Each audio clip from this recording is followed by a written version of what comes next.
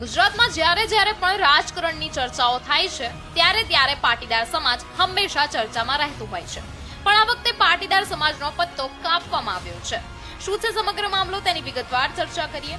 ગુજરાતની 4 રાજ્યસભાની સીટો પર 18 જૂને ચૂંટણી થવાની છે. ભાજપે ઉમેદવારોના નામ જાહેર કર્યા છે અને તેમાંથી સૌથી વધુ ચોંકાવનારી વાત તો એ હતી કે પાટીદાર સમાજનો એક પણ ઉમેદવાર નથી.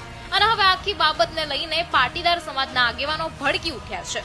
આના પહેલા નરહરી અમીને પાટીદાર ચાહ્યો હતા, પણ આ વખતે એક પણ પાટીદાર નથી. અને ખાસ કરીને જે રીતે નામ જાહેર કરવામાં આવ્યું છે તેમાં રાજુ શુક્લ, માનસી પરમાર, જીતેન્દ્ર કંજરિયા અને મુકેશ રાઠવા, જેમાંથી 3 ઉમેદવાર આરએસએસ સાથે જોડાયેલા છે. અને સીધી રીતે એવું લાગી રહ્યું છે કે આ વખતે ઓબીસી સમાજ પર વધારે ધ્યાન અપાઈ રહ્યું છે. ત્યારે સમગ્ર મામલે પાટીદાર આગેવાન મનોજ પનારા શું કહે છે તે સાંભળી લઈએ. કે ગુજરાતની જે 4 રાજ્યસભાની સીટો ખાલી થઈ રહી છે એની અંદર સોમવાર સુધીમાં ફોર્મ ભરવાના છે. એટલે કે નવા 4 ઉમેદવારો ભારતીય જનતા પાર્ટી તરફથી ડિક્લેર થઈ રહ્યા છે. એમાં નરહરી અમીનભાઈ હતા, મારુતિ કુરિયરના માલિક રાજાભાઈ કે રામભાઈ મોકરણિયા હતા, પછી શક્તિસિંહ ગોહિલ હતા. આવા જે 4 મિત્રોની ટર્મ પૂરી થઈ રહી છે અને નવા 4 મિત્રો, 4 વડીલો આગેવાનો ભારતીય જનતા પાર્ટીના રાજ્યસભામાં નામ ડિક્લેર કર્યા. મિત્રો, જેમના નામ ડિક્લેર થયા છે એ માનસિંહ પરમાર, રાજુભાઈ શુક્લા, જીતેન્દ્રભાઈ કંજારિયા અને મુકેશભાઈ રાઠવા. આ બહુ અજાણ્યા નામો છે આપણા માટે, ખાસ કરીને સૌરાષ્ટ્ર માટે, કે 4 મિત્રોને રાજ્યસભામાં ગુજરાતમાંથી મોકલવામાં આવશે. એમને ફરીને અભિનંદન છે, પરંતુ દુઃખ સાથે કહેવું પડે કે એક પણ પાટીદાર નહીં. એક પાટીદાર નરહરી અમીનભાઈ, એમની ટર્મ પૂરી થઈ તો એક પાટીદાર એમની જગ્યાએ તો કમસે કમ લેવાની જરૂર હતી. ભારતીય જનતા પાર્ટીને આવડા મોટા માં ઉમા ખોડલના સંતાનોમાંથી, માં અન્નપૂર્ણાના સંતાનોમાંથી એક પણ પાટીદાર એવો નથી ગુજરાતમાં દેખાતો કે નરહરી અમીનભાઈની જગ્યાએ એમને મોકલી શકાય.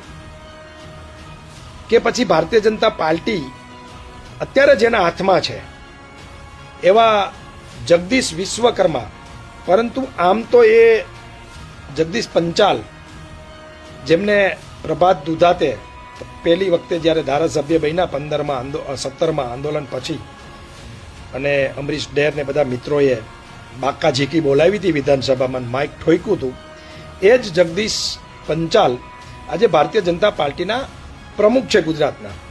એટલે એ કદાચ માઇકનો ખાર રાખી અને પાટીદારોને પ્રમુખ નહીં, રાજ્યસભામાં નહીં મોકલા હોય એવું મને સ્પષ્ટપણે લાગી રહ્યું છે.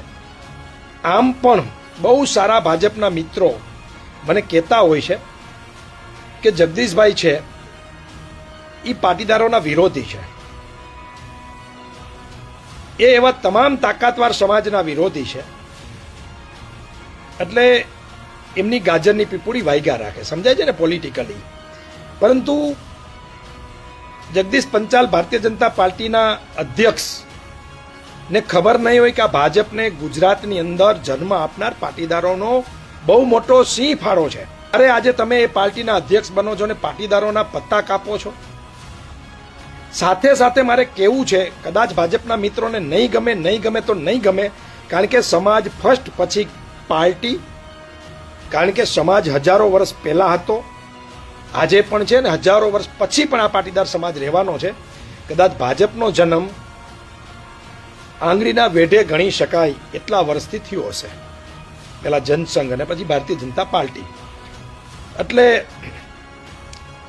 પાર્ટીઓ આવે ને જાય, સત્તા આવે ને જાય, પણ સમાજ અને સમાજની વાત કરવી પડે. મિત્રો, હું ચેલેન્જ સાથે કહું છું, જે લાઈવ મિત્રો જોઈ રહ્યા છે એમને, એક પણ ભાજપનો પાટીદાર, એક પણ સમાજનો આગેવાન, એક પણ સંસ્થાનો ટ્રસ્ટી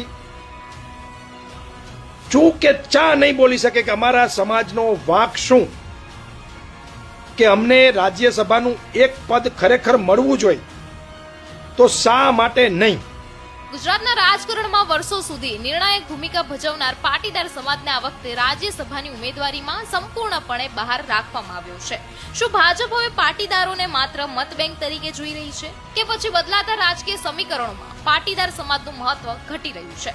સવાલો ઘણા છે અને જવાબોની રાહ સમગ્ર પાટીદાર સમાજ જોઈ રહ્યો છે. હવે જોવાનું એ રહેશે કે આ નારાજગી માત્ર ચર્ચાઓ સુધી સીમિત રહે છે કે પછી રાજકીય અસર પણ જોવા મળશે. તમારું આ વિશે શું માનવું છે તેમને કમેન્ટ કરીને જરૂરથી જણાવજો.